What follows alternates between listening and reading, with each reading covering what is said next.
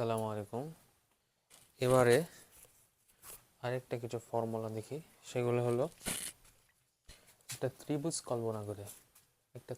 কল্পনা করে যদি আমরা সমকোণী ত্রিভুজ কল্পনা করে যদি আমরা ত্রিকোণমিতিক অনুপাত করতে চাই, তাহলে আমাদের লাগবে, দেখেন, একটা সমকোণী ত্রিভুজ। এটা একটা সমকোণী ত্রিভুজ। এখানে যদি আমি থিটা ধরি, এই কোণে যদি আমি থিটা ধরি, তাহলে এই থিটার বিপরীত বাহু হবে এটা লম্ব।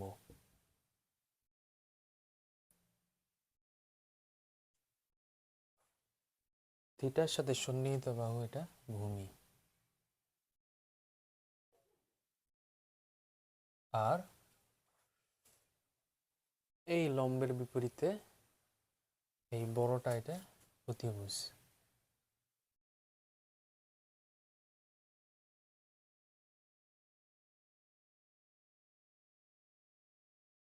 অতিভুজ। এই থিটাকে এখন যদি আমি সাইন থিটা ধরি, এটা যদি এ ধরি, এটা বি, এটা সি ধরি,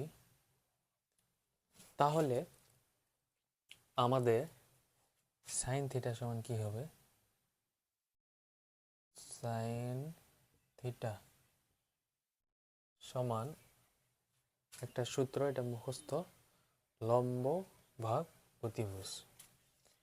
এই যে থিটার এটা বিপরীত বাহু ভাগ সন্নিহিত বাহু। আচ্ছা, তাহলে লম্ব ভাগ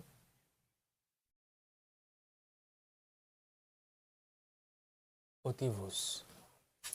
লম্ব ভাগ অতিভুজ। আচ্ছা, সাইন থিটা সমান লম্ব ভাগ অতিভুজ হলে এখন তাহলে লম্বে কি আছে? এবি। লম্বের জায়গায় এবি বসালাম, আর অতিভুজের জায়গায় এসি। হ্যাঁ, এখন কস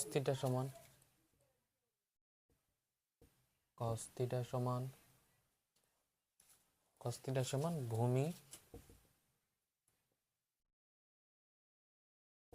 ভাগ অতিভুজ।